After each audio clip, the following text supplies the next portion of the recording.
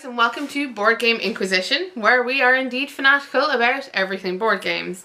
We love to talk about games in our collection and share those insights with you. So we post reviews, we post pictures on Instagram, and of course we make these YouTube videos. So today there are 5 things I think you should know about the board game Terraforming Mars, because if I did 50, we might be here for forever. Terraforming Mars by Stronghold Games is a game for 1 to 5 players, in which you are invited as a corporation to go and terraform Mars. Pretty unsurprising really from the title. What you need to do is change certain attributes of the atmosphere of Mars so that you can build and grow your corporation. The winner is the person with the highest terraforming rating, i.e. the person who terraformed Mars the most, the best, or is just in the lead at the end of the game. At the centre of Terraforming Mars is really a puzzle about how quickly you can change the atmospheric tracks on the board and how many points you can achieve out of them. The main ways of doing this are from the giant deck that comes with the game, in which you draft cards and build a tableau and enhance your own engine so that you can terraform the planet quicker. You also have base abilities on your own player mat, which can be enhanced by cards, and also you can just straight up spend money to enhance the planet, and that's on the board game itself. What's interesting about the cards is that they can't be played at all times, and you have to be rather discerning about which cards you can afford to play now or you want to keep for later. As for games that this is similar, like Terraforming Mars feels incredibly unique. It's very difficult for me to put it aside another game in my collection and say actually they're very similar. Like if you're talking about tableau building, you could really maybe compare it to Viceroy, where you draft certain tiles and then you build up an engine of sorts. But I think it's the atmospheric tracks that make this game so unique, and the way they interact with the cards that you draft. It really is kind of a standout, and it's very much in a league of its own, to be horribly cliched. So there's a very limited setup for the board itself in Terraforming Mars. It's the player boards where the difficulty comes in. And it's not that it's actually difficult, it's more that there are tons and tons of teeny tiny cubes, like so, that you have to use to mark not only your money, but your terraforming rating, and all the other elements of the game. They're very easily knocked over, they're very easy to move. They can also get lost quite handily, and also money comes in the form of cubes, albeit slightly bigger than these ones. Now I'm very fortunate that my copy of Terraforming Mars is one I traded for, and it came with a magnetised back, hence why none of my cubes are falling off and I can do this.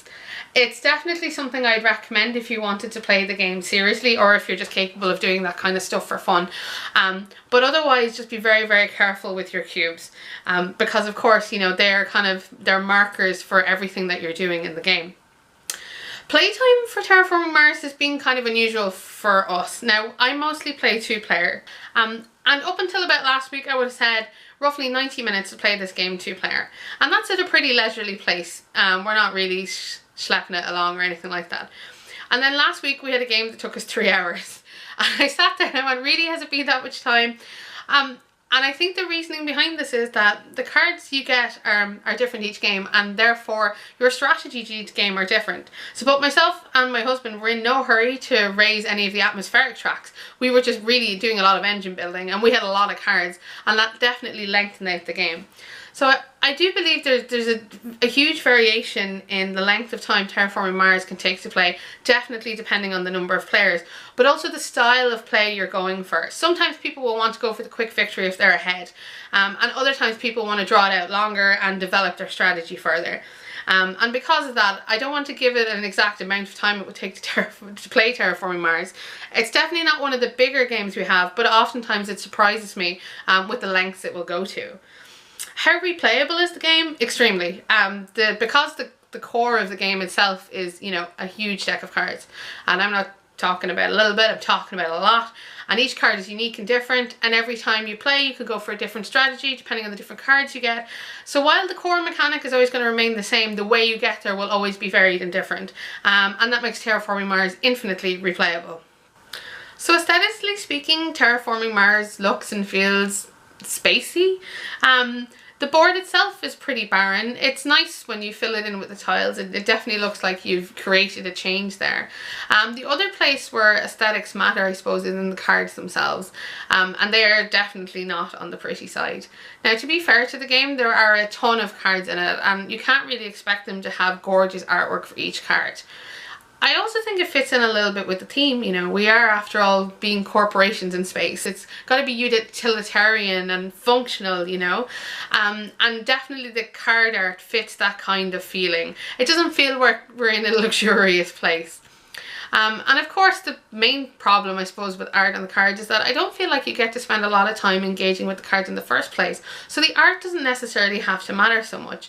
Like, so much of Terraforming Mars is about playing things down in front of you, having them in your hand and then drawing more cards. And often at the end of the game, you could be easily surrounded by 20 or 30 cards. And I couldn't distinguish one from the other. And it's not because, you know, I don't remember them from the artwork. It was just the sheer volume of cards and the rate at which you were doing things leaves it so that you don't really have time to sit and look at your cards.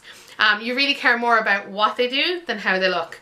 Yet again, kind of re-impressing upon us the utilitarian nature of not only this game, but it's kind of its vibe and of course what it's doing, which is, you know, terraforming Mars.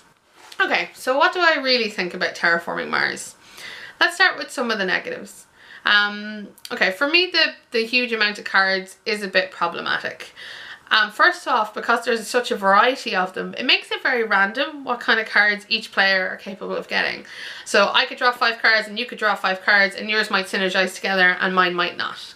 Now, that's just a feature of, you know, games in general, especially kind of drafting games. And it's, I suppose, really the only random element in the game, so I probably shouldn't complain. Maybe I'm just a little bit bitter. We've tried drafting the cards when we draw them, and that has helped a little bit in our household. But it's something kind of to be aware of. You can really feel like you just, you know, what you wanted just didn't show up, and can kind of really ruin your strategies. Now, of course, part of that is that you should be changing your strategy in the first place. You can't be relying on specific cards to show up. So maybe this is just my own kind of private gripe or whatever, but it does sometimes feel like, because there are so many cards, the way you gain access to them isn't very controlled. It does feel kind of very haphazard. Now, the other problem with the giant deck is, of course, that with a giant deck means you have a lot of cards. And when you have a lot of cards, it's very hard to keep track exactly of what everyone is doing. Now, I mostly play this game 2-player, so I only have to look across at my opponent. And of course, they'll have 20 cards or more laid out in front of them. And it's very hard for me to discern A, what they're doing, B, what they might do next.